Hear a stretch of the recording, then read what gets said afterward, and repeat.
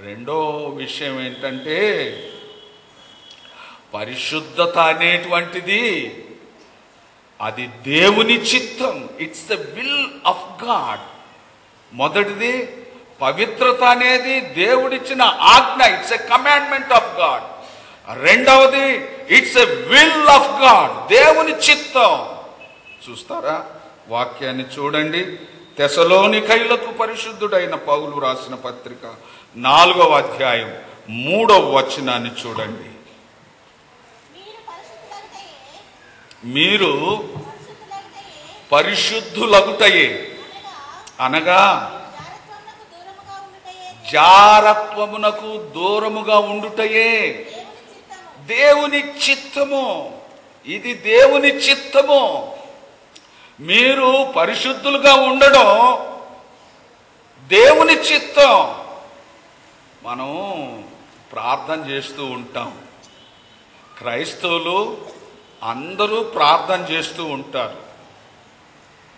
ప్రార్థన చెయ్యని క్రైస్తవుడు అంటూ ఉండడు అని నేను అనుకుంటున్నాను. ఎలాంటి క్రైస్తవుడైనా ప్రార్థన అనేటువంటిది తప్పకుండా చేసుకుంటారు. చదువు వచ్చిన క్రైస్తవుడైనా, చదువు రాని క్రైస్తవుడైనా, ఏదో నామినల్ క్రైస్తవుడైనా, బాగా భక్తిగా ఉన్న క్రైస్తవుడైనా, ఎవరైనా సరే క్రైస్తవుడు అనబడేవాడు ప్రార్థన తప్పకుండా చేసుకుంటాడు. ఈ ప్రార్థనలో తరచుగా మనం వాడే మాటలు ఏంటంటే, ప్రభువా నీ చిత్తము జరిగించుము అని వాడు. Thy will be done in my life, not my will. That is your will should be done in my life. నా జీవితంలో నా ఇష్టం, నా చిత్తం కాదు, నీ చిత్తం జరిగించు ప్రభు అని ప్రార్థన చేసుకుంటా ఉంటాం. అది చాలా మంచి మాట. నీ చిత్తము నా జీవితంలో జరిగించు అని ప్రార్థన చేయడం చాలా మంచి ప్రార్థన. కుష్ఠరోగి ప్రభు దగ్గరకు వస్తాడు. వచ్చి ఏమంటాడంటే, ప్రభువా నీ చిత్తమైతే నన్ను బాగు చేయగలవు. If it is thy will you can heal me. ఇది నీ చిత్తమైతే నీవు నన్ను బాగు చేయగలవు అని అంటాడు. చూచారా ఎంత మంచి మాట. యేసు ప్రభు గెత్సెమనే తోటలో ప్రార్థన చేసేటప్పుడు, తండ్రి నీ చిత్తమైతే ఈ గిన్నెను నా యొద్ద నుండి తొలగించుము, ఈ శ్రమను నా యొద్ద నుండి తొలగించుము, నీ చిత్తమైతే. ఇది చాలా అద్భుతమైనటువంటి ప్రార్థన. మీ ప్రార్థనల్లో, క్రైస్తవులు చేసే ప్రతి ప్రార్థనలో తండ్రి చిత్తము, దేవుని చిత్తము జరగాలని ప్రార్థన చేయాలి. విధిగా ప్రార్థన చేయాలి. ఇక్కడ దేవుని చిత్తము నీ పట్ల, నీ పట్ల, నీ పట్ల దేవుని చిత్తం ఏంటంటే నీవు పరిశుద్ధంగా ఉండాలి అనేది.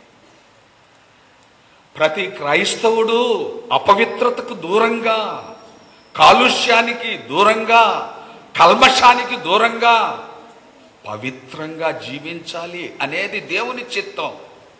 నువ్వు ఎప్పుడైతే దేవుని చిత్తం జరిగించు ప్రభువా అని నువ్వు ప్రార్థన చేస్తున్నావో, నీ జీవితంలో నీవు పరిశుద్ధంగా ఉండడానికి ప్రయత్నం చేయాలి. అది దేవుని చిత్తం నెరవేర్చడం. పరలోక ప్రార్థనలో మనం చేస్తాం, నీ చిత్తము నెరవేరునుగాక. పరలోకమందు భూలోకమందు నీ చిత్తము నెరవేరునుగాక. Thy will be done on earth as it is in heaven. పరలోకంలో భూలోకంలో నీ చిత్తం జరగాలి. అది ప్రభువు నేర్పిన ప్రార్థన. దేవుని చిత్తం మన జీవితంలో జరగాలి అంటే మనము పవిత్రముగా జీవించాలి. ఇది దేవుని చిత్తమై ఉన్నది. చాలామంది నాతో అంటారు, ఇది సాధ్యమేనా? పవిత్రంగా జీవించడం సాధ్యమేనా? లోకమంతా అపవిత్రతతో నిండిపోయింది, లోకమంతా కాలుష్యంతో నిండిపోయింది, లోకమంతా కల్ముషమైపోయింది, లోకమంతా కల్తీ అయిపోయింది, తల్లి పాలు కూడా కల్తీ అయిపోయినాయి. ఇలాంటి కల్తీ లోకంలో క్రైస్తవులు కల్తీ లేకుండా, కల్మషం లేకుండా పవిత్రులుగా జీవించడం సాధ్యమేనా? Is it possible? Is it possible to be holy? పవిత్రంగా ఉండడం సాధ్యమేనా? ప్రియమైన దేవుని బిడ్డలారా, ఒక్క విషయాన్ని మర్చిపోకండి. ఒక్క విషయాన్ని ప్రతి ఒక్కరు జ్ఞాపకం ఉంచుకోవాలి. అదేంటంటే, మన దేవుడు చాలా మంచివాడు. మనం మోయలేని భారం మన మీద పెట్టేవాడు కాదు. దేవుడు మీరు పరిశుద్ధంగా ఉండాలి అని అంటున్నాడు అంటే అది మనం మోయలేని భారం కాదు, అది అసాధ్యమైంది కాదు. అసాధ్యమైనవి దేవుడు మనకు చెప్పడండి. మనం చేయలేని పనులు మనకు చెప్పడు. ఇది అందరు జ్ఞాపకం ఉంచుకోవాలి. మన పిల్లలు ఉన్నారు చూచారా? మన పిల్లలు ఒక 10 కేజీలు బరువు మోయగలరు అనుకోండి. మనకు తెలుసు, మన పిల్లల స్ట్రెంగ్త్ మనకు తెలుసు, వాళ్ళ కెపాసిటీ మనకు తెలుసు. మన పిల్లలు 10 కేజీల బరువు మోయగలరు అని మనకు తెలుసు. ఏ తల్లి అయినా, ఏ తండ్రి అయినా 20 కేజీల బరువు తన పిల్లల మీద అంటే మోయలేనంత బరువు పెడతాడా? ఏ కఠినాత్ముడైన తండ్రి కూడా పెట్టడండి. తన పిల్లలు మోయలేనంత బరువు ఏ కఠినాత్మురాలైన తల్లి కూడా పెట్టదండి. అలాంటప్పుడు కరుణగల దేవుడు మనము చేయలేని పనులు చేయమని ఎలా చెప్తాడండి? మనం మోయలేని బరువు మోయమని ఎలా చెప్తాడండి? ఒకసారి ఆలోచన చేయండి. మీరు పరిశుద్ధులుగా ఉండడం దేవుని చిత్తం అంటే మనం మోయగలం, మనం చేయగలం, మనం సాధ్యపరచగలం, పవిత్రంగా ఉండగలం అని నీవు నిశ్చయించుకుంటే, నీ మైండ్ని సెట్ చేసుకుంటే నువ్వు ఉండగలవు. నేను ఉండలేను బాబోయ్, అమ్మా పరిశుద్ధంగా ఉండడం ఎంత కష్టం, నేను ఉండగలనా అని నువ్వు అనుకున్నావంటే ఎప్పటికీ ఉండలేవు, ఎప్పటికీ ఉండలేవు. Set your mind to be holy. పవిత్రంగా బతకాలని నూతన సంవత్సరంలో నీ మైండ్ని సెట్ చేసుకుంటే నువ్వు ఉంటావు. నువ్వు సెట్ చేసుకోలేకపోతే సందేహిస్తే నువ్వు ఎప్పటికీ పవిత్రంగా ఉండలేవు, అంటే దేవుని చిత్తాన్ని నెరవేర్చలేవు. మూడవది ఏంటంటే చూడండి, దేవుని వాక్యం హెబ్రీయులకు రాసిన పత్రిక 12వ అధ్యాయం 14వ వచనం చూడండి.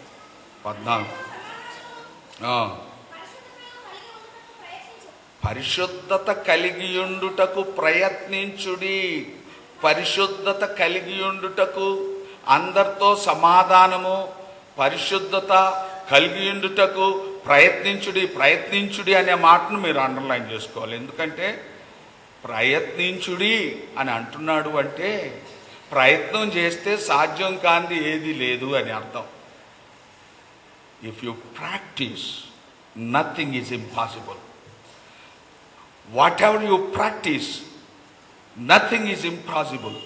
పరిశుద్ధత కలిగి ఉండడానికి నువ్వు ప్రయత్నం చేస్తే అది సాధ్యమైపోతుంది. కనుక అందరితో సమాధానంగా ఉండడానికి మీరు పరిశుద్ధతలో ఉండడానికి ప్రయత్నం చేయండి. తర్వాత చదవండి.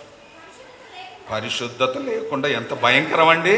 పరిశుద్ధత లేకుండా ఎవడును ప్రభువును చూడడు. పరిశుద్ధత లేకుండా ఎవడును ప్రభువును చూడలేడు. ప్రియమైనటువంటి దేవుని బిడ్డలారా, అర్థమైందా? మూడో విషయం ఏంటంటే పరిశుద్ధత లేకుండా దేవుణ్ణి చూడడం అసాధ్యం. You cannot see the face of Jesus Christ. You cannot see the face of your God. ప్రభువును చూడడం అసాధ్యం. నువ్వు ప్రభువును ముఖాముఖిగా చూడగలగాలి అంటే, మనము ప్రభువును ముఖాముఖిగా చూడగలగాలి అంటే మనలో పరిశుద్ధత ఉండాలి. మోషే అంటాడు, ప్రభువా నీ మహిమను నేను చూస్తానంటాడు. ప్రభు అంటాడు, నువ్వు చూడలేవురా బాబు, నీకు అంత పవిత్రత లేదు అని అంటాడు. ప్రభువా నేను చూస్తాను ప్రభువా. Let me see your glory, let me see your glorious face. నీ ముఖదర్శనం నాకు చూపించు అని అంటాడు. అంటే ప్రభు అంటాడు, నువ్వు చూడలేవు కానీ నువ్వు ఎంతగా బతిమాలుకుంటున్నావు కనుక ఒక విషయం చెప్తాను. అదిగో అక్కడ ఒక బండ ఉంది, ఆ బండ సందులోకి నువ్వు వెళ్ళు, ఆ బండ సందులో నుంచి నన్ను చూడు, అప్పుడు నువ్వు నన్ను చూడగలుగుతావు. అప్పుడు మోషే ఆ బండ సందులోకి వెళ్ళినప్పుడు ఆ బండ సందులో నుండి ఆ ప్రభువును, దేవాతి దేవుణ్ణి చూచినప్పుడు ఆ సందులో నుంచి కూడా ఆ పవిత్రతను, ఆ గ్లోరీని, ఆ మహిమను చూడలేకపోయాడు. ఆ బండ ఎవరంటే యేసుక్రీస్తు. యేసుక్రీస్తులో మనం పవిత్రులం అయితే, యేసుక్రీస్తు యొక్క పవిత్ర రక్తంలో విమోచించబడితే ప్రభువుని చూడడం సాధ్యం, లేకపోతే సాధ్యం కాదు. అర్థమైందా?